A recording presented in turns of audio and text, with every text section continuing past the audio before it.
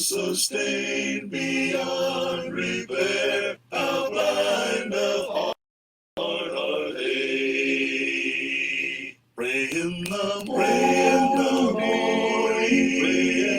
pray in the noontime, pray in the evening, pray anytime. Pray when you're happy, pray when in sorrow, pray when you're dead, pray all the time. The Father speaketh in His word, He talks no other way. And to converse with Him, our Lord, we must take time to pray.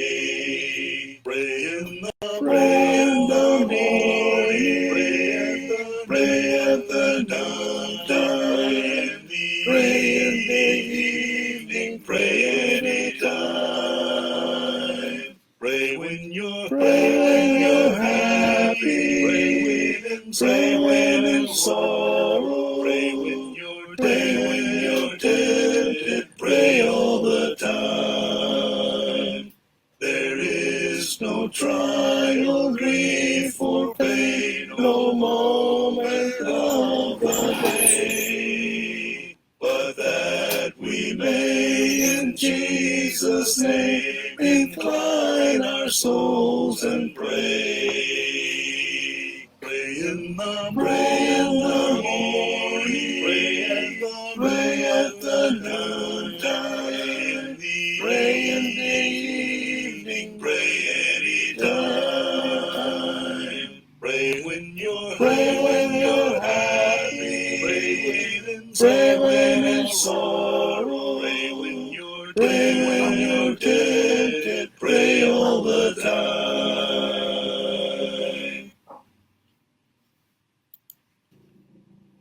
I'm not ashamed to own my Lord, to defend His cause, maintain the honor of His word, the glory of His cross. Jesus, my God, I know His name is all my trust. Nor will He put my soul to shame, nor let my hope be lost. Firm as His throne, His promise stands, and He can well secure what I've committed to His hands till the decisive hour. Then will He own my worthless name before my Father's face, and in the new Jerusalem appoint for me a place. If for the prize we have striven, after our labors are o'er, rest to our souls will be given on the eternal shore. Home of the soul, beautiful home, there we shall rest, never to roam, free from all care, happy and bright. Jesus is there, He is the light, oft in the storm, lonely are we, sighing for home, longing for Thee, beautiful home of the ransom beside the crystal sea, the crystal sea. Yes, the sweet rest is remaining for the true children of God, where there will be no complaining, never a chastening rod. Home of the soul, beautiful home, there we shall rest, never to roam, free from all care, happy and bright. Jesus is there, He is the light, off in the storm, lonely are we, sighing for home, longing for Thee, Beautiful home of the ransom beside the crystal sea, the crystal sea. Soon the bright homeland adorning, we shall behold the glad dawn. Lean on the Lord till the morning, trust till the night is gone. Home of the soul, beautiful home, there we shall rest, never to roam, free from all care, happy and bright. Jesus is there, He is the light. Off in the storm, lonely are we, sighing for home, longing for Thee. Beautiful home of the ransom beside the crystal sea, the crystal sea. Ang kuwenda. Maganda kayo mga kapatid.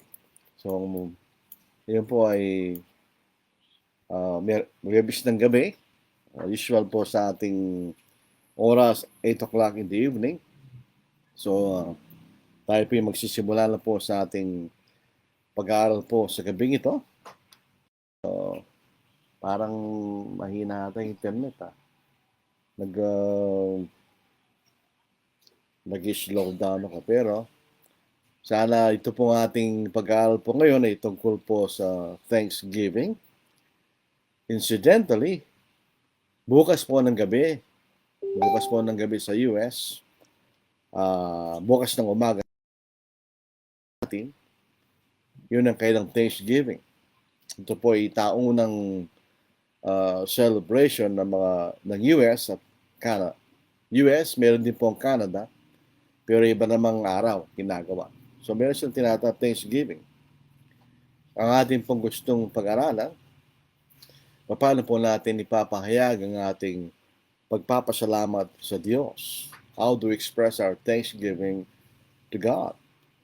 Yun po ating gustong pag-aralan sa gabing ito. Wala pong duda na isang utos ng Diyos na tayo magpasalamat sa Kanya. Yun po yung mababasa natin sa banal na mga salita. Ang katanungan po, paano po natin ipinapahayag ang ating pagpapasalamat sa Diyos spiritually?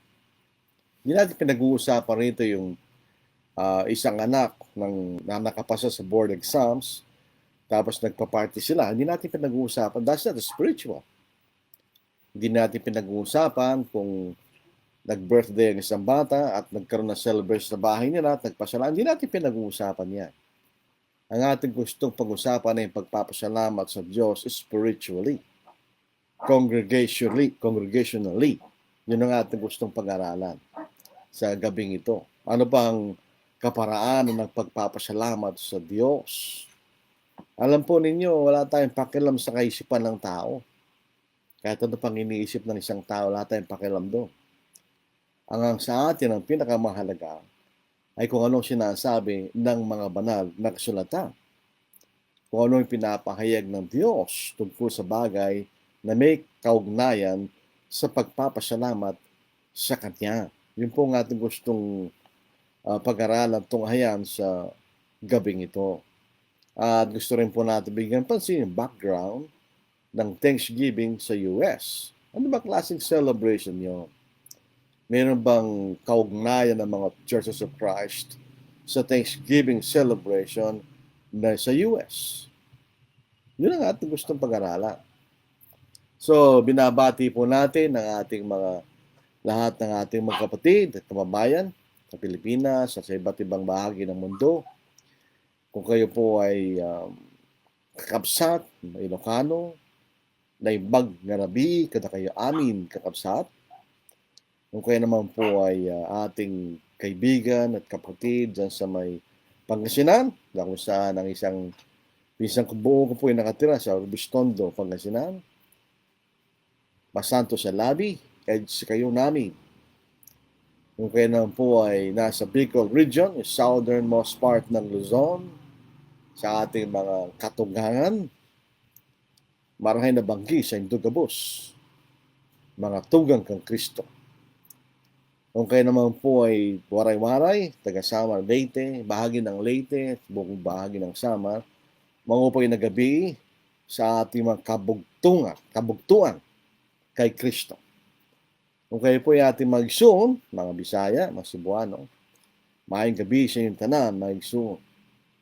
Kung kayo po ay Kapampangan, tulad ko, may pabengki ako ngan, kanyang kakatamang kapatad at kakaluguran, makiramdam at manalbe yung kakatamang pamaganan. Kung kayo naman po ay taga-Indonesia, salamat, malum.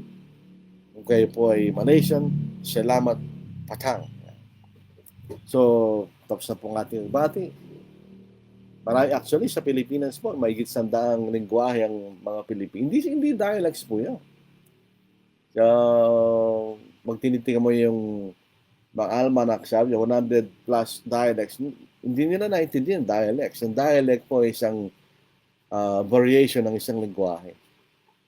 For instance, yung pong Baybayano, yung mga taga-Baybay Leyte, yung po ay dialects ng Cebuano language. Ganyan din po yung Boholano, yun po ay dialect ng Cebuano language. Ganyan din po yung Surigao, yun po ay dialect ng Cebuano language. So hindi po ibang lingwahe yun. Ito yun ay variation lang. Pero kapag sa pagitan po limbawa ng Kapampangan at Ilocano, hindi siya na magkakaintindihan. So those are two different languages. Katulad po ng Tagalog, maraming dialect ng Tagalog pag pinag-uusapan na yung mga Batanggenyo, Tagalog yun. Pero it's a different dialect. Pagka pumunta ka sa Bulacan, ibang klaseng Tagalog yun, pero Tagalog pa rin. Magkakaintindihan pa rin sila. So, iwanan na po natin yan. Tayo po'y dumako na sa ating talagang layunin sa gabing ito. Pag-aralan po natin tungkol po sa pagbibigay pasalamat sa Diyos spiritually. Yan ang ating gustong pag-aralan po sa gabing ito. Alam po ninyo, Thanksgiving. Pagka Thanksgiving, dalawang salita lang po yun. Giving thanks. Thanksgiving. So tayo po nagbibigay ng pasalamat bilang utang ng loob sa isang taong tumulong sa atin. Yun ang Thanksgiving. Pagka ito'y pinag-uusapan sa larangan ng pananampalataya, ang ibig sabihin ng Thanksgiving is expression of gratitude, especially to God. Expression of gratitude. Pag sinabing gratitude, ito yung damdamin na ikaw ay nagpapasalamat sa isang tao na gawa ng mabuti sa iyo o isang tao gawa ng pabor sa iyo. Yun ang Thanksgiving.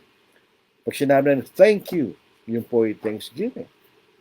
So yun ang general definition po ng Thanksgiving. Ano po? Sa US, sa North America, sa USA at Canada, meron silang araw na tinatawag na Thanksgiving. Sa US, it's held every fourth Thursday of November. So ngayon, bukas yun sa kanila. Ngayon, tayo ng Thursday na sa atin ngayon, pero sa US, Thursday morning pa lang ngayon. Usually, ginagawa nila during the evening. So meron silang Thanksgiving meal. Alam po natin yung turkey, Thanksgiving turkey. Kanya. Actually, nakatikim na po ako niya. Masarap yan. Sa Canada naman, iba naman po yung petsa nila, second Monday in October. So, ganoon din ang prinsipyo nun. Magpapasalamat po sila. Ang origin po ng Thanksgiving celebration, ayon po sa mga historical sources, the holiday commemorates a harvest festival celebrated by the Pilgrims in 1621. Alam mo yung Pilgrims, ito po yung mga galing sa Europe. Yung una nag-landing po ay dun sa barko na tinatanong Plymouth at nakarating sila sa lupain ng Amerika. Sa unang taon nila, sila dumating 1620 pero hindi maganda ang pagdating nila until 1621 nagkaroon sila ng harvest at nagpasalamat sila. Yan sila Thanksgiving celebration kanya. For more than 2 centuries, so in other words, dalawang taon, days of Thanksgiving were celebrated by individual colonies and states. Dahil wala pa pong iba-iba po ang kailang celebrate ng tinatawag na Thanksgiving. Noong 1863, sa gitna po ng tinatawag na Civil War, ito yung digmaan sa pagitan ng Union, yung Northern United States, at saka yung Confederates, yung Southern United States, yun ang Civil War. Ito po ay President Abraham Lincoln ay nagpahayag ng isang National Thanksgiving Day to be held each November.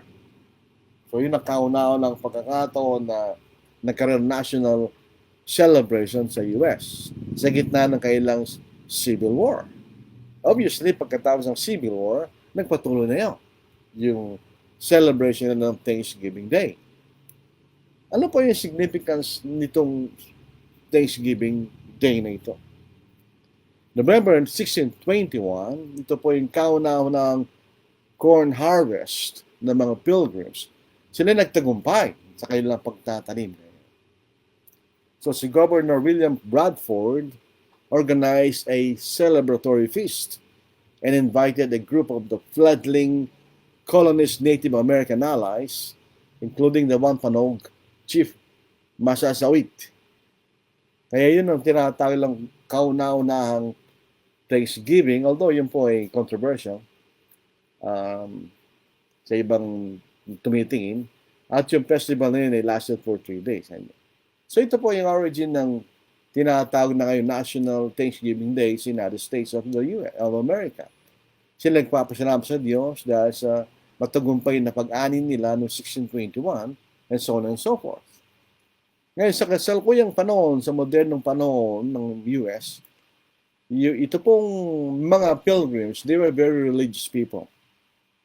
Sila po ay galing sa Europe in the midst of either economic or religious persecution. Sila po ay pinag-uusig dahil sa kanilang pananampalatayang spiritual. O kaya, katulad mga Irish, they were economically persecuted. Kaya pumunta sila sa US.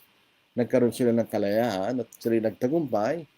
Kaya sila nagpapasalamat sa Diyos. Pero dito po sa modernong celebration ng Thanksgiving, wala ning religious aspect. Ganun talaga yung mga religious holidays. Nawawala na yung religious aspect ng mga holidays. Ngayon sa panahon na ito, wala na yung spiritual aspect ng festival. Pero ito yung pagkakataon sa mga pamilya na magkaroon ng reunion, magsama-sama sa isang Thanksgiving meal. Parang mas mahalaga ito sa mga Amerikano kaysa tinatawag na Pasko. Mas sineselebrate nila itong Thanksgiving rather than Christmas. Alam mo, Christmas, hindi ko naniniwala dyan na kapanganakan ng Panginoon. Pero lahat ng bansa sineselebrate nila yan. Sa Pilipinas, alam natin ang pinakamahabang celebration ng Christmas sa Pilipinas. Yun po ang origin ng tinatawag na Thanksgiving. Dito, kailangan natin unawaan yung context niya. It was not necessarily religious, pero dahil religious yung mga tao na nakarating sa US, nagpasalamat sila sa Diyos. At nagbigay sila ng araw ng pagpapasalamat sa Diyos. Dahil sa nagaling po doon sa successful harvest noong 1621, marahil sa iba't ibang mga naging biyaya ng kailang bansa. Yun yung makikita natin Thanksgiving. Wala tayong ganong klaseng tradition sa Pilipinas. We do not celebrate Thanksgiving sa paraan ng Thanksgiving ng mga Amerikano. Wala tayong ganon.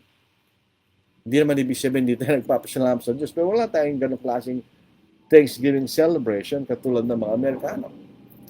Ngayon, yung mga denominations sa US, they have a religious celebration ng Thanksgiving. Kaya kapag we celebrate Thanksgiving in a religious way, nagkakaroon tayong special Thanksgiving service sa mga churches, ginagaya natin yung mga denominasyon. Tulad po na source na ito na po. Do denominations in the US celebrate Thanksgiving? Nasagot, yes. Although hindi naman lahat, pero some churches in the United States, including the Church of God in the US, observe Thanksgiving. In other words, as a church, they observe Thanksgiving.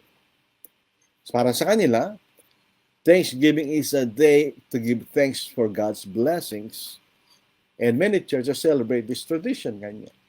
Lalo, dahil po sa nag-express ng pagpapasalamat sa Diyos, sa lahat ng biyaya, tinanggap ng kailang bansa, sila ay nagkakaroon ng special religious celebration sa kailang mga churches. So, ang Thanksgiving po ay national holidays sa US. So, bukas po, long weekend sa kanila. Dahil Thursday, holiday, usually, yung Friday, magiging holiday niya hanggang Sunday. So, it's a long weekend for the Americans. Pag dumating po itong tinatawag na National Thanksgiving. While it is not a traditional liturgical holiday, pag sinabing liturgical, ito ay nandun sa schedule ng mga services ng isang denomination, like Christmas or Easter, meron siyang Christian rules. Dahil nga po, religious yung mga pilgrims na sa Europe na nagpunta sa Amerika. The holiday was established in 1963 with the purpose of emphasizing giving thanks as a nation. So it is a national Thanksgiving. Sinabi po rito sa atin, yung Church of God in the US, so it is a particular denomination, celebrates Thanksgiving and observes the Thanksgiving season. The Church of Jesus Christ of the Latter-day Saints, or Mormons, they highlight the holiday theme of gratitude and importance of religious liberty. The Roman Catholics, they see Thanksgiving as an opportunity to give thanks for God's gift and mercy. So merong mga denominations, they celebrate Thanksgiving as a church. So maaaring meron silang special Thanksgiving service sa kanilang mga denominations. Ang katanungan po rito, do churches of Christ observe any holidays, including Thanksgiving? Do we have a religious service for Christmas? O namang supposedly religious holidays? Ang sagot ay no. Churches of Christ do not observe religious holidays. Sabi as a church, hindi natin ginagawa yan. Wala tayong Christmas service on December 25, although yung mga denominations meron. Wala tayong Easter service, wala rin ganun, pero ibang mga denominations meron. Wala tayong Thanksgiving service, although yung mga ibang denominations meron. Generally, churches of Christ do not observe any holidays as a congregation. Hindi natin ginagawa yan. Yung mga denominations, ginagawa nila yan. So, katanungan po rito, how do we give thanks to God? Ito ang patotohanan dyan, we need to give thanks to God. We need to thank God. Maraming dahilan bakit kailangan tayo magpasalamat sa Diyos. Later on, we will enumerate yung mga reasons why we need to thank God. Bakit tayo magpapasalamat sa Diyos. Pero, ito'y utos ng Diyos. It is a command to thank God. Utos ng Diyos yan. Nakasulat po yan sa banal na kasulatan. Isa-isayin po natin. Sa 1 Thessalonians chapter 5, verse 16 to verse 18. Rejoice always, pray without ceasing, in everything give thanks, for this is the will of God in Christ for you. This is the will of God. Ito'y kalooban ng Diyos. Sa pamagitan ng ating Panginoon para sa atin, na tayo magpasalamat sa lahat ng bagay o sa lahat ng pagkakataon. Sa ibang salin, in all circumstances, give thanks. Sa Tagalog, magalak kayong palagi. Alam nyo, sinasabi dito, rejoice always. Give thanks in all circumstances. In other words, hindi lang tayo nagpapasalamat sa Diyos dahil sa binibigyan tayo ng biyaya sa araw-araw, ating mga hindi. Kahit pagdating po ng mga unos sa buhay, mga pag-uusig dahil sa ating pananampalataya, sa gitna ng problema, sakit, kamatayan, nagpapasalamat pa rin tayo sa Diyos and we'll still rejoice. Palagi nating sinasabi that rejoice or joy comes from within. Happiness comes from without, sa labas. Kaya happy. Ika'y masaya dahil may nangyari sa iyo. Pero joy comes from within. Dahil sa ating pananampalataya sa Diyos, dahil sa pag-asa na meron tayo sa ating Panginoon. Kaya sabi, rejoice always, pray without ceasing, in everything give thanks, for this is the will of God in Christ Jesus for you. Ito yung kalooban ng Diyos sa pamamagitan ng Panginoon para sa atin. That in everything, we give thanks. So ito yung utos ng Diyos. We need to give thanks. Magpasalamat tayo sa Diyos sa lahat ng pagkakataon. Kaya sa panahon ng kasiyahan, sa panahon ng kalungkutan, sa sakit, etc., kailangan tayo magpasalamat sa Diyos. Dito po sa 1 Chronicles chapter 29 verse 13. Now therefore our God, we thank you and praise your glorious name. Dahil ang bansang Israel po ay punong-puno ng biyaya galing sa Diyos. Dahil ang Israel ang bayan ng Diyos. So sabi rito, now therefore our God, we thank you and praise your glorious name. Ngayon naming Diyos, kami nagpapasalamat sa iyo at aming pinupuri ang iyong malulhating pangalan ngayon. Dito po sa Psalm 95 verse 1 to 5. O come, let us sing to the Lord. Let us shout joyfully to the rock of our salvation. Let us come before his presence with thanksgiving. Let us shout joyfully to him with psalms. For the Lord is the great God, and the great King above all gods. And in his hands are the deep places of the earth. The heights of the hills are his also. The sea is his, for he made it, and his hands formed the dry land. Sabi rito, let us come before his presence with thanksgiving.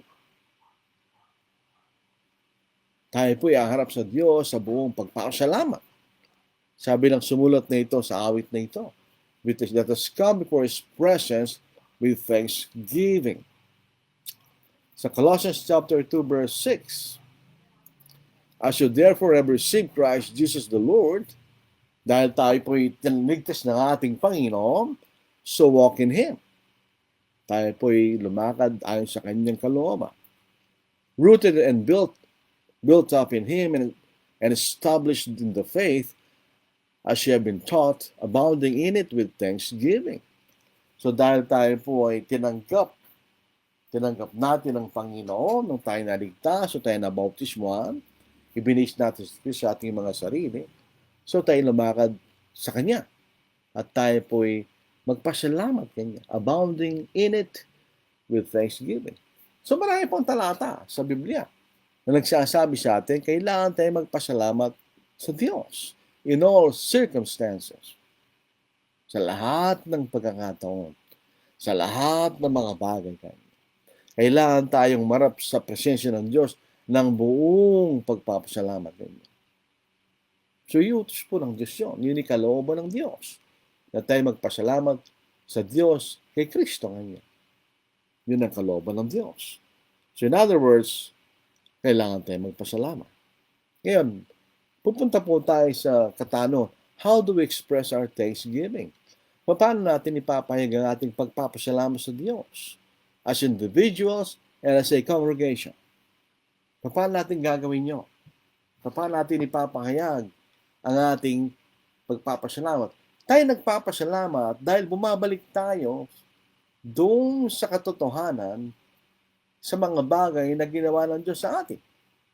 Ang pinakamahalaga ay niligtas tayo ng Diyos sa pamamagitan ng ating Panginoon sa ating mga pagkakasala. Kaya pag tayo nagpapasalamat, tayo po'y bumabalik tayo, tumitingin tayo.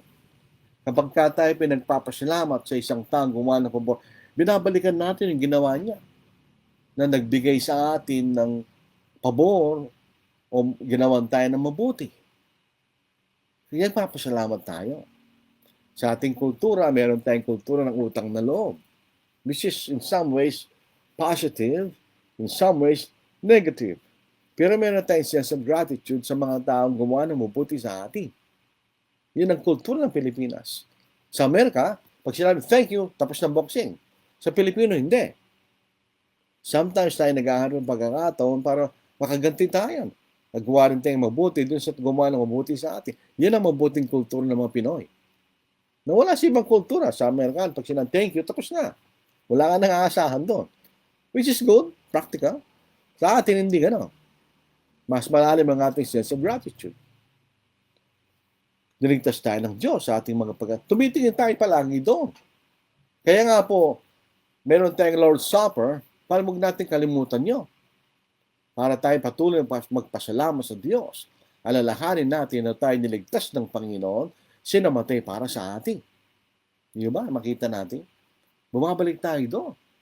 Binabalikan natin yon. Tinitignan natin palagi, inaalala palagi natin yon.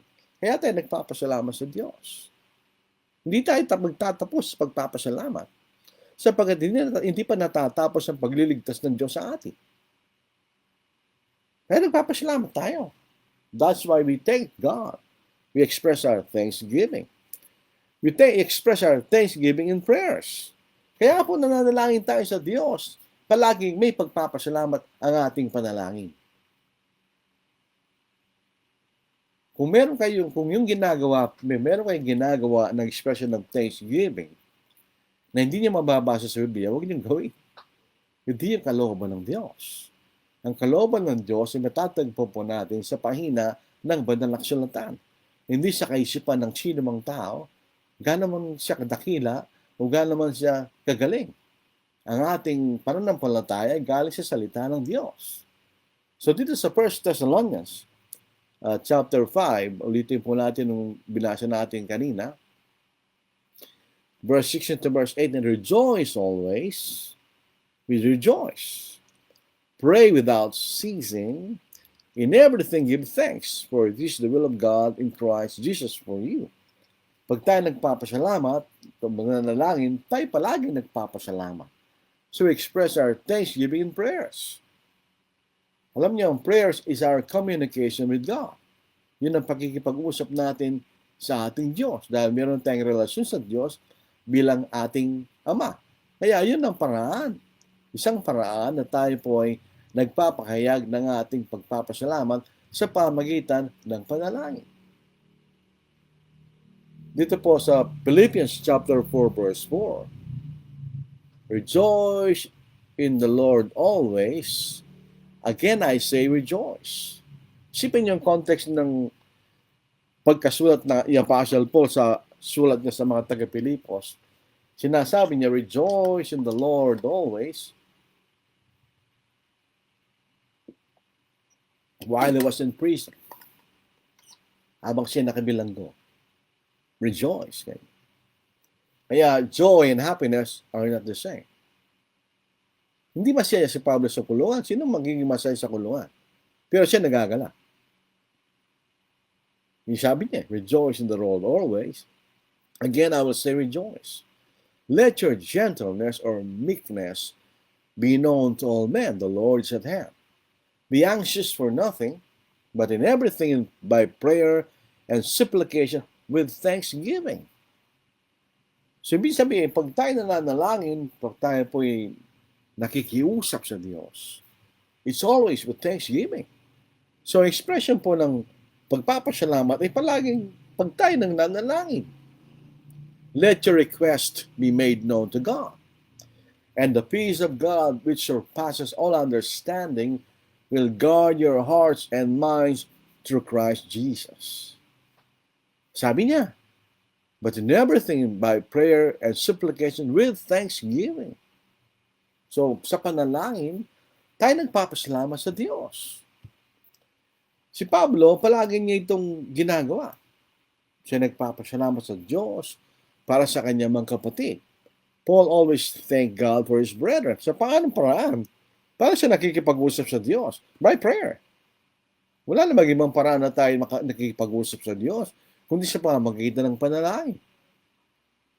We communicate with God through prayers.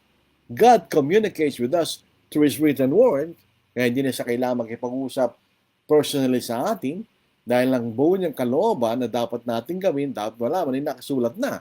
But we communicate with God through prayers. Yun ang ating communication with God. Dito po sa Romans chapter 1 verse 8, first, I thank my God through Jesus Christ for you all, that your faith is spoken of throughout the whole world.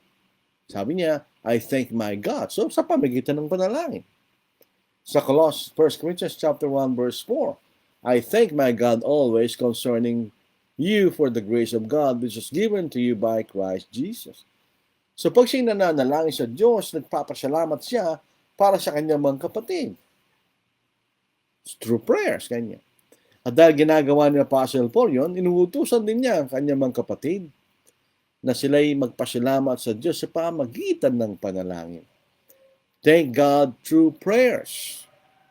Dito po sa Colossians chapter 3 verse 7, and whatever you do in word or deed, do all in the name of the Lord Jesus, giving thanks to God the Father through Him. So ito yung ipanalangin. Pag nakikipag-usap tayo sa Diyos, nagpapasalamat tayo sa Diyos. Dito po sa Ephesians chapter 5 verse 20, verse 21. Giving thanks always for all things to God the Father in the name of our Lord Jesus Christ, submitting to one another in fear of God. So sabi niya, giving thanks always. So pala, pag nananalangin tayo, palagi tayo nagpapasalamat sa Diyos. Hindi tayo maaaring manalangin na hindi tayo nagpapasalamat. Hindi panalangin nyo kung walang pagpapasalamat sa Diyos. So, we express our thanksgiving through prayers. Pangalawa, makikita natin, it is our thankfulness to God that we sing. Kaya tayo maawit ng papuri, hindi dahil ito'y utos ng Panginoon, pero ito na yung paraan natin ng pagpapasalamat sa Diyos. That's why we praise the Lord through singing, through songs, through praises. Because we are thankful to God. Kapag ka tayo po may pasalamat sa ating puso, hindi mahirap magpuri sa Diyos. Dahil tayo po ay kinikilala po natin ang lahat ng ginawa sa atin ng Diyos. Kaya kung wala kang utang na loob, hindi ka maliligtas. Dito po sa Psalm 138 verse 1 and 2, I will praise you with my whole heart. Before the gods, I will sing praises to you. In other words, sa nakikita ng mga allegedly Diyos ang kanya, I will sing praises to you. I will worship you toward your holy temple and praise your name. Bakit? For your loving kindness and your truth. For you have magnified your word above all your name. For your loving kindness and your truth. So nagpapasalamat siya dahil sa kanyang pagmamahal at sa katotohanan. Kaya siya ay nagpupuri sa Diyos sa kanyang buong puso kanya. So, because of our thankfulness, we express our thanksgiving through singing. Nanalangin tayo sa Diyos.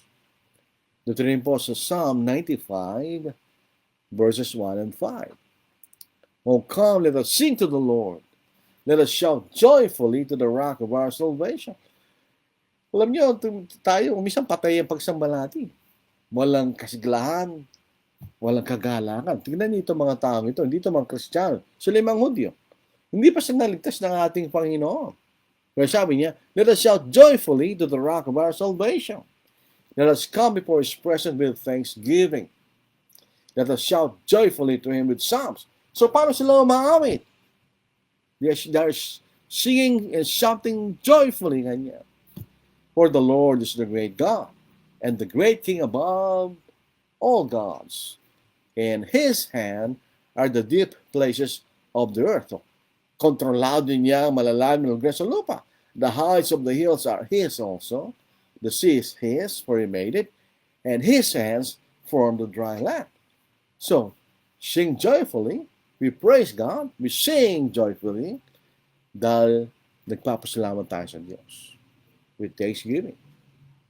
Dahil nagpapasalamat tayo sa Diyos. Kaya yun ang pagpapapuri natin sa Kanya. Sa Ephesians 5:18 to verse 20. Dito po sa New American Standard Bible. And do not get drunk with wine, for that is dissipation, kaguluhan. But be filled with the Spirit. Dalawang Espiritu ito eh. Espiritu ng alak, ng usa ng kaguluhan, at ang Espiritu ng Diyos, ang Banal na Espiritu. But be filled with the Spirit, speaking to one another in psalms and hymns, in the spiritual songs, singing and making melody with your heart to the Lord, always giving thanks For all things in the name of our Lord Jesus Christ to God, even the Father. So pag tayo maawit, we sing with thanksgiving. Dito sa Colossians 3:16, mas maganda pa po ito. Sa ibang salin, singing with grace in our hearts to the Lord. Pero dito po sa New American Standard Bible 1995, Colossians 3:16, let the word of Christ richly dwell within you, with all wisdom, teaching and admonishing one another with psalms and hymns and spiritual songs, singing with thankfulness in your hearts to God.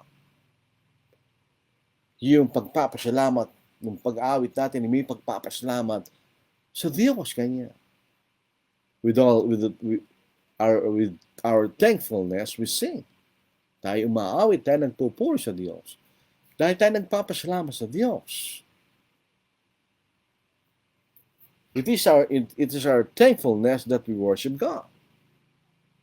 Dahil tayo po nagpapasalamat sa Diyos sa lahat ng mga bagay na kanyang ginawa. That is why we praise God. We worship Him. Dito po sa Psalm 69 verse 30, I will praise the name of God with a song. I will magnify Him with thanksgiving.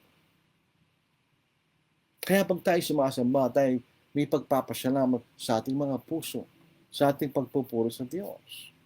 I will praise the name of God with a song and will magnify Him with thanksgiving. Dito sa Hebrews chapter 12 verse 28, therefore, since we are receiving a kingdom which cannot be shaken, sa kaharian hindi magagalaw kanya, let us have grace by which we serve God acceptably with reverence and godly fear. For our God is a consuming fire. Dahil tayo tumatanggap ng isang kaharian for which we should be thankful kanya, ano gagawin natin? By which we may serve God acceptably with reverence and godly fear. Dahil po sa ating pagpapasalamat, kaya tayo nagsasamba sa Diyos sa tamang paraan na may buong paggalang at pagkatakot sa Diyos. Dahil kung hindi, alalahanin natin, our God is a consuming fire. Pag sinabing worship acceptably in spirit and in truth, in John chapter 4, verse 24, God is a spirit, and He will worship, must worship in spirit and in truth. Kanya. Yun ang tamang pagsamba. We cannot be thankful to God and worship Him with man-made doctrines. Dahil walang kabuluhan ng pagsamba kapag ang ating itinuturo ay aral ng mga tao. For in vain they worship me, teaching us doctrines, the commandments of men. Sa Matthew 15 verse 9. So dahil tayo pinagpapasalamat sa Diyos, that is why we serve God acceptably, properly. Kaya kung kayo hindi nag-iingat, samba ka na yung samba, hindi kayo nagpapasalamat sa Diyos. Kung nagpapasalamat kayo sa Diyos, kailangan tayo sumabas tamang paraan. We cannot thankful to God if we are worshiping with instrumental music and worship. That's not proper worship. We are not thankful to God if we do not give properly. Hindi tayo nagpapahalag ng pagpapasalamat kung ang pagbibigay natin ay hindi tama. Alam niyo, once upon a time, pumunta kami sa isang church in the north at nga si Brother John Bautista tungkol sa grieving at may nagtanong. Ang sabi niya, ibig mo sabihin, kaya pag hindi ka nagbigay ng tama, hindi ka maligtas? Of course. Why should God save you? Hindi ka sumasamba sa tamang paraan. Hindi ka nagpapasalamat sa Kanya. We are not thankful to God if we do not attend worship and assemblies of the saints. Pag absent tayo ng absent, hindi natin kinikilala ang ginawa ng Diyos sa atin. Anong baliwala ng Diyos pag ginagawa natin yun? We are not thankful to the Lord if we teach and or practice false doctrine. Sometimes, may ginagawa ng isang church which is unscriptural. Sabi, hindi namin tinuro yan. Maybe, pero ginagawa niya. That's still sin. Hindi naman namin tinuturo yan eh. Pero ginagawa niyo. Ang katanungan doon, paano nalaman gawin yun kung walang hindi niya tinuro? Imposible naman yata yung ganun. That's a poor alibi, boy. Sasabihin mo yan. Hindi gagawin ng mga kapatid kung di mo tinuro. Kailangan kung kayo makangaral, tapos ginagawa niyo yan, sasabihin, hindi naman natin tinuturo, paano nyo nalaman nyo? Kung pupunta ka sa court of law, patay kang bata ka. Your alibi will not stand. Pag ganun lang sinasabi natin. Makikita rin po natin, kapag tayo po ay nagpapasalamat sa Diyos, tayo po ay lumalakad sa Kanya. We live faithfully. Colossians 2:6, chapter 2, verse 6. As you therefore have received Christ Jesus the Lord, so walk in Him. Tayo lumakad sa Kanya. Rooted and built up in Him and established in the faith as you have been taught. Abounding in it with thanksgiving. Kung talaga nagpapasalamat tayo sa Diyos, nangiligtas tayo ng Panginoon, kailangan tayo lumakad sa Panginoon. Na tayo matatag, na lumalago sa pananampalataya. Ayon sa tinuro sa atin ng banal na kasulatan. At tayo sumasagana sa bagay niya na may pagpapasalamat kanya. So if you are thankful to God, we should live faithfully sa Diyos. Makita natin. In other words, hindi tayo lumalakad ng tapat sa Diyos, ay hindi tayo nagpapasalamat sa Diyos. Tandaan natin, we should remember, we should not forget that His Son died for us. He left heaven and humbled Himself, became a man, became obedient to the point of the cross. Kasi naging sumunod sa kanyang ama hanggang sa kamatayan sa krus kanya. Yun ay isang bagay na napakalaki na dapat nating kilalanin. Huwag nating kalimutan. Paano kung nakalimutan natin yon? Hindi tayo nagpapasalamat. Hindi tayo maliligtas. The 2 Peter chapter 1 verse 3 hanggang verse 9, medyo mahaba po ito. As His divine power has given us all things that pertain to life and godliness, through the knowledge of Him who called us by glory and virtue, by which have given to us exceedingly great and precious promises. So ito'y binigay tayo ng mga dakila at mahalagang mga pangako kanya. At binigay tayo lahat ng mga bagay tungkol sa buhay na walang hanggan at pagkabanalan. Anong gagawin natin? Ito sabi ni Apostle Paul. That through this you may be partakers of the divine nature, having escaped the corruption that is in the world through lust. So niligtas na kayo. Inalis kayo sa kabulukan na nasa sanglibutan sa pamagitan ng makasalanan pagnanasa. Tayo naging kabahagi ng kalikasan ng Diyos. So anong gagawin natin? But also for this very reason, dahil niligtas kayo ng Diyos kanya, inalis kayo sa kabulukan ng sanglibutan, binigyan kayo ng dakila at mahalagang mga pangako, anong gagawin nyo? By this very reason, give all diligence, buong pagtsatsaga, add to your faith virtue. Ang virtue po ay moral courage. Kaya po yung mga compromiser, yung mga duwag, hindi kayo maliligtas. You have to learn to have moral courage. Gawin mo yung tama despite the circumstances, despite the consequences. Virtue, knowledge. So dahil meron na tayong pangunang kaalaman, dagdagan pa rin natin ng ating kaalaman. Pag naragdagan ang ating kaalaman, we will learn self-control. Dahil tinuturo yun ng banal na kasulatan. And if you learn self-control, we learn perseverance. Marunong tayong magtiis. Dahil meron tayong pagtitimpi sa ating sarili. Tapos, perseverance, godliness. Godliness means tayo po'y magiging katulad ng Diyos. Tayo inihiwalay sa paglilingkod sa Diyos. To godliness, brotherly kindness. Tayo po'y merong ginagawa tayo ng kabutihan sa ating kapwa-Kristiyano na kapatid sa pananampalataya. And when we practice brotherly kindness, love, ito yung agape, sacrificial love. Kanya.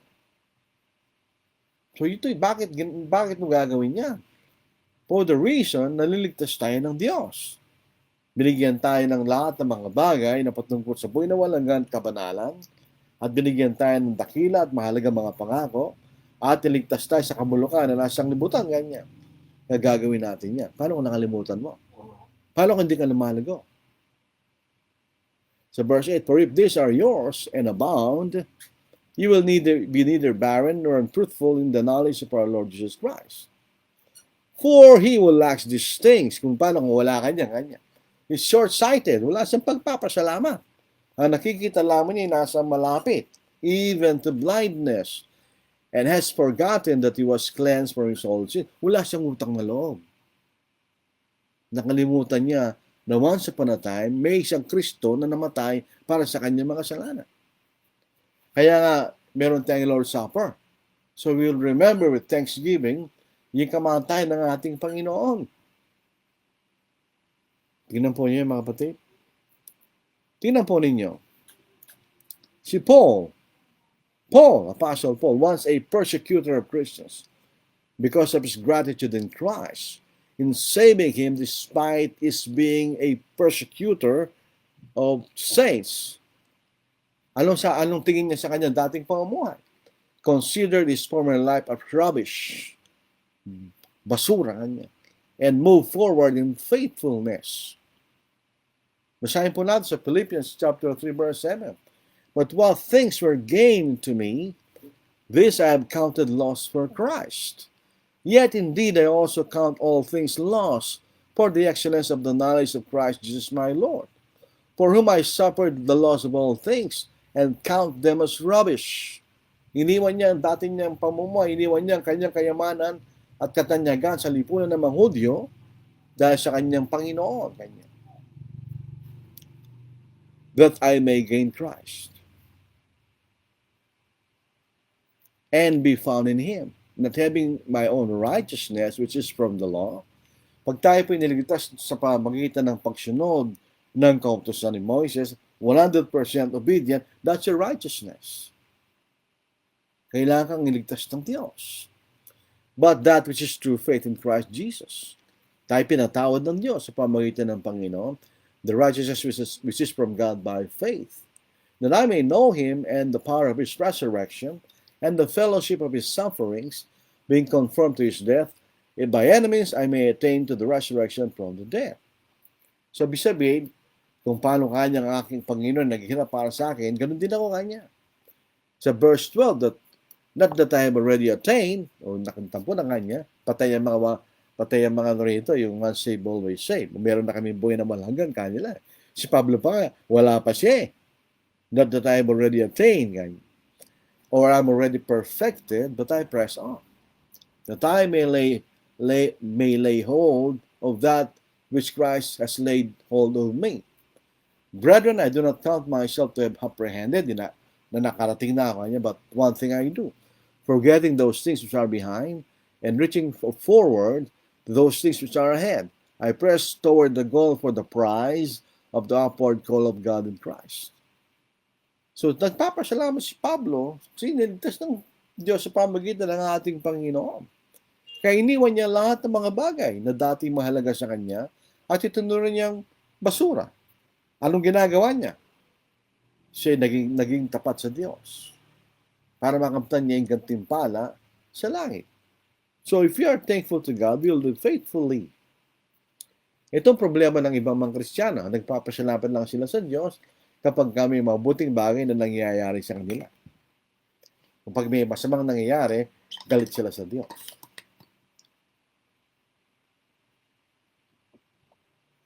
Once upon a time, may isang kapatid, sabi niya, tapat naman kami sa Diyos, nagsasamba naman kami, bakit kami naghihirap? Umisa kasalanan mo yun eh. Kung makatamad ka, hindi ka nag-aalap buhay. Diba? Tingin mo maghihirap. We should thank God in all circumstances. Kasi gitna ng pag-umusig, kasi gitna ng kasiyahan, sa gitna ng kalungkutan, kasi gitna ng sakit, sa gitna ng kamatayan, we should be thankful to God in all circumstances. Dito po sa 1 Thessalonians 5:16-18, ulit-ulitin po natin. Dito po sa English Standard Version, rejoice always, pray without ceasing, giving thanks in all circumstances, for this is the will of God in Christ Jesus for you. Alam po nyo, yung mga bagay na nangyayari sa mundong ito are just temporary. Pero we have the joy and hope of salvation. Yan ay galing sa loob. Dahil naniniwala at nagtitiwala tayo na tayo liligtas ng Panginoon kung tayo maging intact, meron tayong joy. Kahit tayo na more blessed, we have joy. Kahit tayo nagkakasya, we have the joy. Kahit di tayo mayaman, we have joy. Tayo nagpapasalamat sa Diyos. Dahil eventually, ililigtas tayo ng Panginoon. Kaya nga po yung mga bagay na nangyayari sa lupa are just temporary.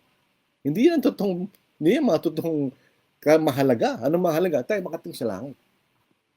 Kaya kahit na nangyayari sa gitna natin, papasalamat pa rin tayo. Bakit? Alam natin, pasamantala lang yun eh. Eventually, pagdating ng Panginoon, dadating tayo sa langit. Kaya palagi tayo nagpapasalamat.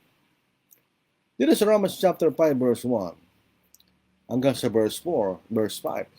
Therefore, having been justified by faith, we have peace with God through our Lord Jesus Christ. We have reconciliation with God.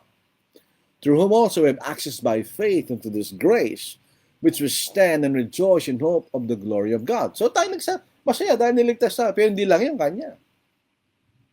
And not only that, but we also glory in tribulations.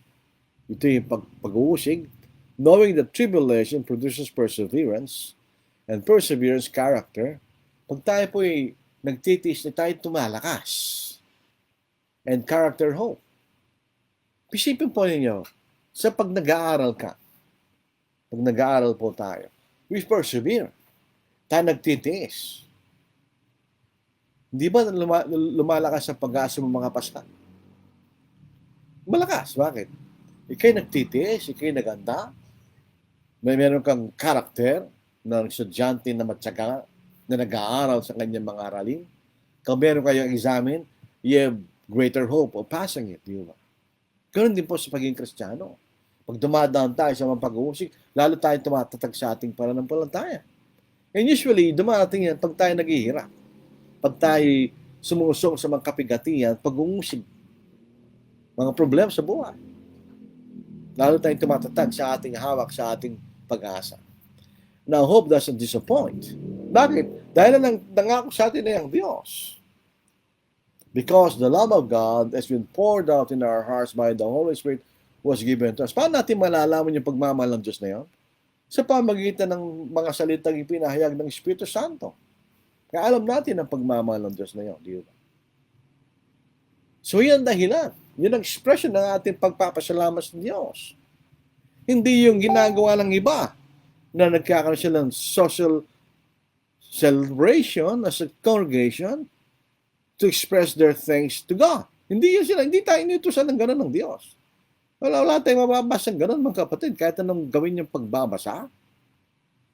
Wala tayong holidays that we celebrate as a church. Wala. We do not have special Thanksgiving celebration on the local church. Wala. Characterized by eating, drama presentation, and special church anniversary service. Wala. Hindi yun ang sinasabi ng Diyos na pagpapasalam. Inimbento lang ng tao yan. Saan mo mababasa yan? Pinipilit nila eh. Saan yung mababasa yan? Ano pa? Some gather together in church building for Thanksgiving of a newly born baby. Kumisan may kasama pang mga ninong at ninang. Saan mo mababasa yan? O kaya, birthdays. Tapos meron pang birthday parties sa church buildings. Yun daw po kayo ng Thanksgiving dahil binigyan ka ng taon ng gano'n ng Diyos. Wala tayong mababasa ng gano'n. That's not the real expression of Thanksgiving to God in a spiritual sense. Wala tayong mababasa ng gano'n eh. Denominations, they do that. But they do not have scriptural authority. Hindi pa tayo magbulag-wala. Hindi ko maintindihan yung iba eh. Nagbubulag-wala kayo kahit nakikita nila eh. Wala silang sinasabi. Well, sa mundong ito makakalusot kayo pero hindi kayo makakalusot sa Diyos. Harap tayo sa Diyos on the judgment day. Did we stand for the truth? Nilabanan ba natin yan o hindi? Or we just look, tumitingin lang tayo na tayo natatakot kung anong gagawin mo. Cowards will not enter the kingdom of God. Tuloy po natin. Bakit tayo nagpapasalamat sa Diyos? Why do we express our thanks to God? Why are we thankful? Because He saved us. Niligtas tayo ng Diyos. In Psalm 95 verse 1, baka po na hanggang verse 7, O come, let us sing to the Lord. Let us shout joyfully to the rock of our salvation. Let us come before His presence with thanksgiving. Let us shout joyfully to Him with psalms. For the Lord is the great God. and the great King above all gods. In his hand are the deep places of the earth. The heights of the hills are his also. The sea is his, for he made it, and his hands formed the dry land. Oh, come, let us worship and bow down. Let us kneel before the Lord our Maker, for he is our God, and we are the people of his pasture and the sheep of his hand. Dahil niligtas tayo ng He is the rock of our salvation. Ganyan. Bato ng ating kaligtasan ng maasahan mo. Because He is good and He loves us. Dito sa Romans 5:6, hanggang dito po sa verse 11, for we were still without strength. In due time, Christ died for the ungodly. For scarcely for a righteous man will one die, yet perhaps for a good man, someone would even dare to die. Sabihin, kahit na mabuting patao na lulod, hindi mo siya niligtas eh. But God demonstrates His own love toward us in that while we're still sinners, Christ died for us.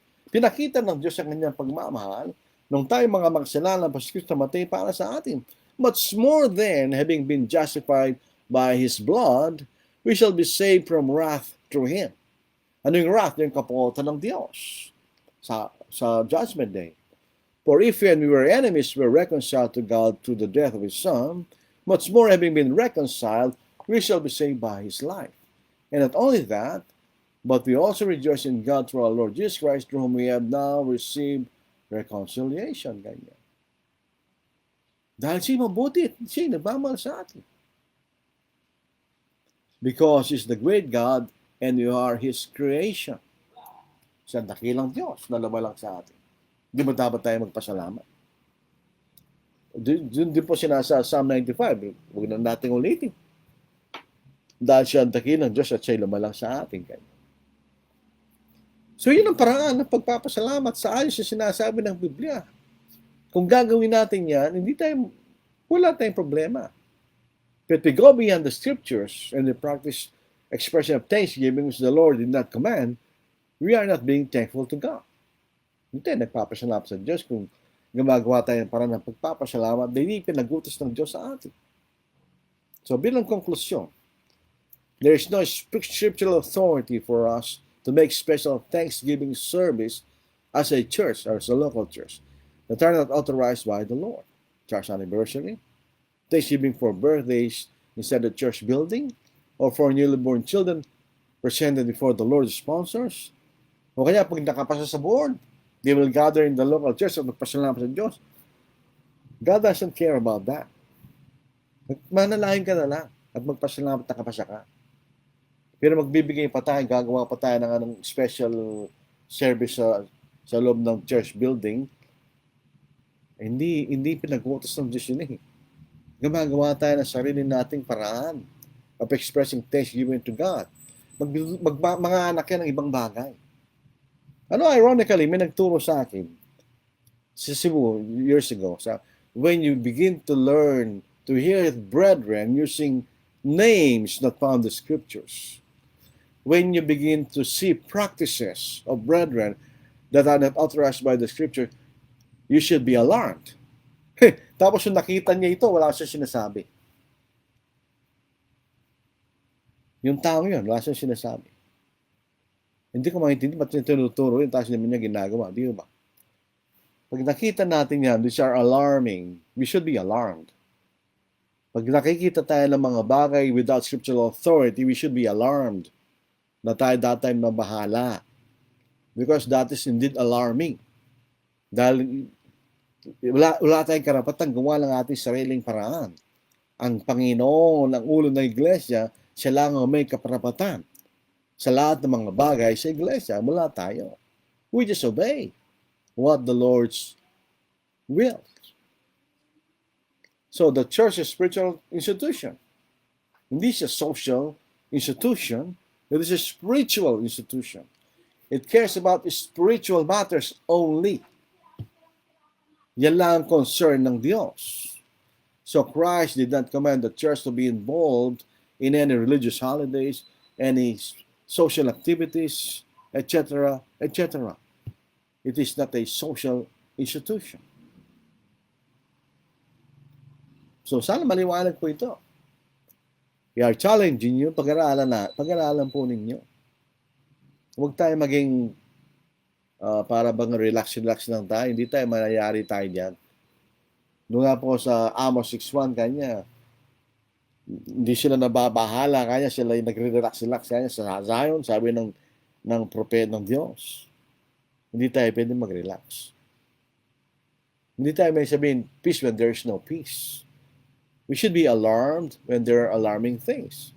Yun ang normal bilang isang sundalo ng ating Panginoon. Maraming salamat po sa inyong pakinig at panonood sa ating pag-aaral. Challenge po ito. Kung ako'y mali, then prove it. Pag-aaralan po natin. May gano'n naman talaga ang healthy attitude towards the truth. Di ba? We study it. Sabi nga ng Panginoon sa Isaiah, chapter 1, verse 18, let us come, let us reason together. Pag-aralan natin ito. Di ba? Isn't it? Sabi nga po ng kanon. Guide me, O thou great Jehovah, pilgrim through despair and land. I am weak, but thou art mighty. Hold me with thy powerful hand. Bread of heaven, feed me till I want no more. Bread of heaven, feed me till I want no more. Open now the crystal fountain, whence the healing waters flow. Let the fiery, cloudy pillar lead me all my journey through. Strong deliverer, be thou still my strength and shield. Strong deliverer, be thou still my strength and shield. When I tread the verge of Jordan, bid my anxious fears subside. Bear me through the swelling current, land me safe on Canaan's side. Songs of praises I will ever give to thee. Songs of praises I will ever give to thee.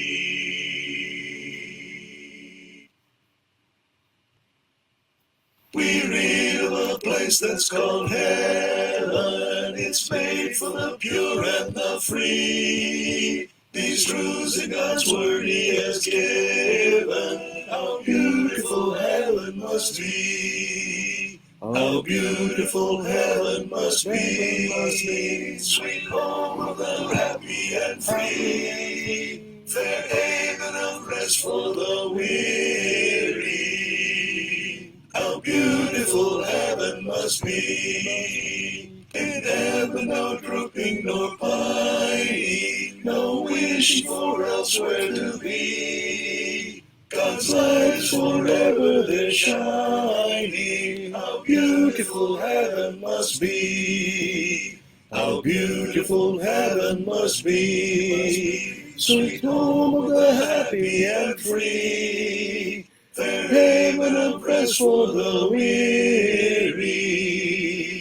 How beautiful heaven must be. Pure waters of life there are flowing, and all who drink may be free. Rare jewels of splendor are glowing. How beautiful heaven must be. How beautiful heaven must be. Sweet home, the happy and free. Fair haven of rest for the weary. How beautiful heaven must be.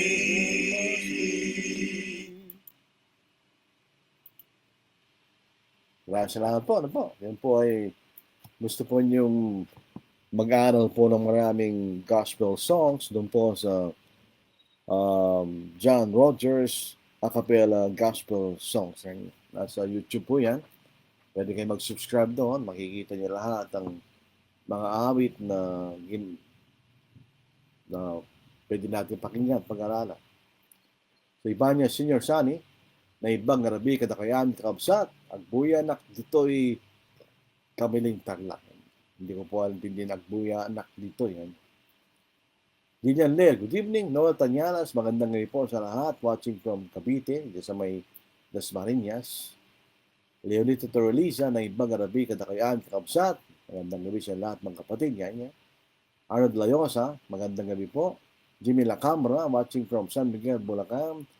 Linda Villamin, magandang gabi po. Brother Lloyd Salungan, sa lahat na nakikinig. Earl Gabriel Foss Salungan, good evening. Sherman Alfonso, good evening. John Bautista, good evening. Rafael Ortiz, good evening po sa ating lahat. Aljon Acampo, good evening po. May mga tanong dito, Sherman Alfonso, bakit hindi lang mag-thanksgiving ang mga tayo today? Bakit hindi natin magpasalamat sa panalangin? Yun na, kailangan araw natin gawin yun, hindi lang sa mga birthday, etc. Araw-araw tayo magpasalamat sa Diyos sa pamamagitan ng ating mga panalangin. Yun po maganda ron. Meron pong tanong dito. Tandaan na tayo itong Sherman Alfonso na ito. Pati 1951. Alam niya, in 1951, a negative verdict was issued regarding the alleged apparitions of the Blessed Virgin Mary in Lipa City. Are these apparitions real or just the work of the devil? Matalim na tanong na yan. Ako. Alam po ninyo, sa Biblia, we walk by faith and not by sight. In other words, tayo po ay lumalakad ayon sa pinapahayag ng banal na kasulatan na kung saan yan ang pinanggagalingan ng ating pananampalataya. Pagsahin po natin po. 2 Corinthians chapter 5, verse 7, sabi rito na Apostle Paul, for we walk by faith and not by sight. In other words, ang ating pagsunod ay sa pamamagitan ng salita ng Diyos. Hindi siya nakikita natin. Sabi nga nila, sometimes siya nakikita natin can be deceiving. Looks can be deceiving kanya. So tayo, ang totoo ay pinapahayag ng salita ng Diyos. Sabi niya sa Romans chapter 10 verse 17, for faith comes by hearing and hearing by the word of God or by the word of Christ. Depende sa ating translation. Ano po? So faith comes by the word of God. So kahit na nakita natin yan, halimbawa yung apparition of the Blessed Virgin Mary, etc., hindi pa rin tayo maniniwala. Dahil hindi naman yung tinuturo ng Biblia. Kung these apparitions, sabi nila, allegedly, Mary, sabi niya, gives message. We do not need those messages. Lahat po ng mensahe ng Diyos nasa Biblia niya. Sabi nga po sa 2 Peter chapter 1, verse 3, all things that pertain to life and godliness, binigay sa pamamagitan ng kapangyarihan ng Diyos.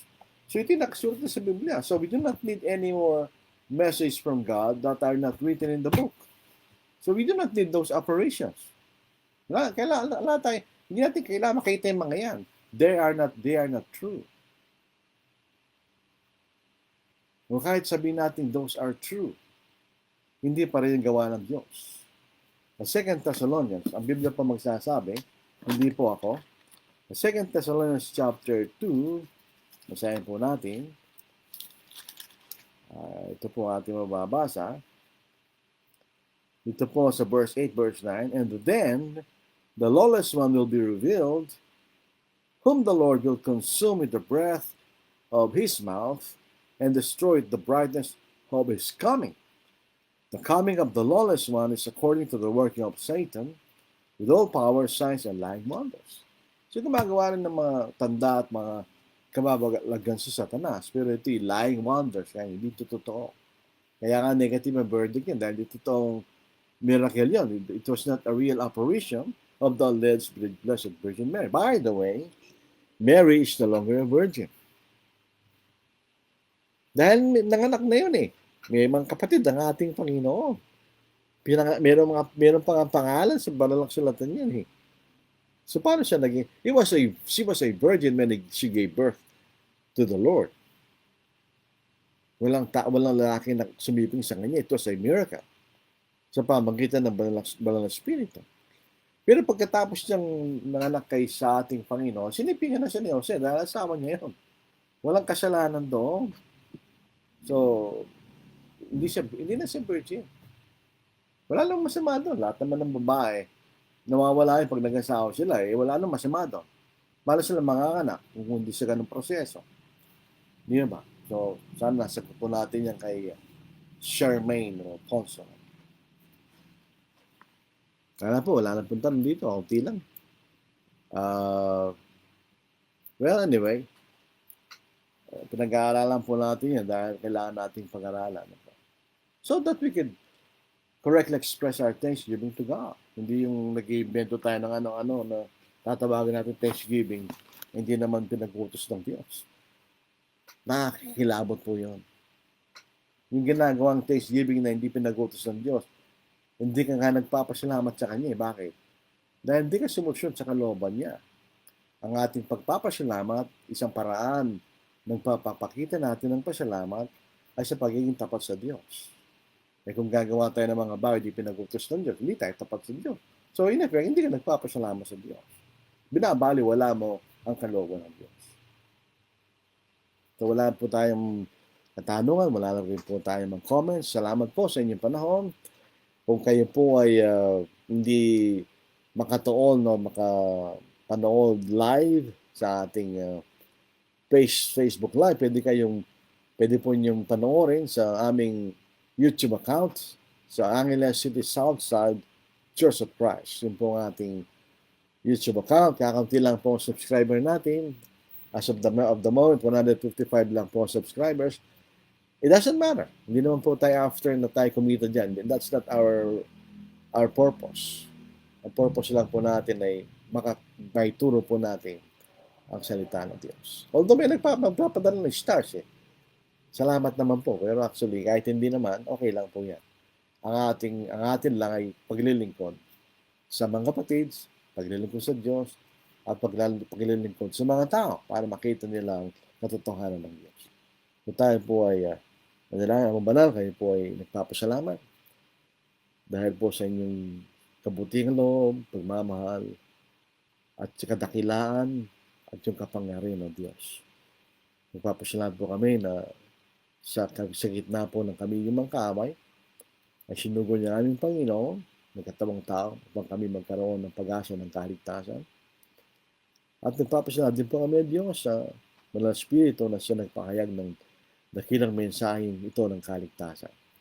Nagpapasalamat din po kami sa mga kapatid na tapat, na magbibigay rin po ng halimbawa sa amin, at nagbibigay ng kalakasan ng aming kalooban na maging tapat sa inyo, Diyos. Na kami isang kaisipan ng aming paglilingkod at pagsunod sa inyong kalooban. Kami nagpapasalamat ng Diyos na kahit sa gitna po ng anumang kapigatihan, suliranin, problema na dadalas namin sa abang kami nasa mundo, lalo lang po kami nagkakaroon ng pagnanasang maging tapat sa inyo, panlalo naming matiyak na kami magkakaroon ng katimpala na inyong ipinangako sa amin. Patawarin niyo kami, Ama, sa iyong mga pagkakasala. Hindi nadalahin po namin ang aming mga namamahala sa aming pamahalaan, na sana sila'y mamahalang may karunungan, naway maiwasan ang anumang kaguluhan, O Diyos, upang kami po ay mamuhay na may katiwasayan, kapayapaan, na naglilingkod sa inyo, dakilang pangalan. Ama, sana po bigyan pa rin niyo kami ng karagdagan ng buhay, sa araw ng bukas. Pero kayo po yung nagpapasyalan po anumang bagay na aming mararatnan. At ang mga bagay ito ay may hiningi, laki ng Panginoon Kristo. Amen. Nakita rin po tayo sa loobin ng Panginoon at patuloy po tayo sa ating pag-aaral sa paraan na ito ng teknolohiya ng tao. Maraming salamat po. God bless. Take care.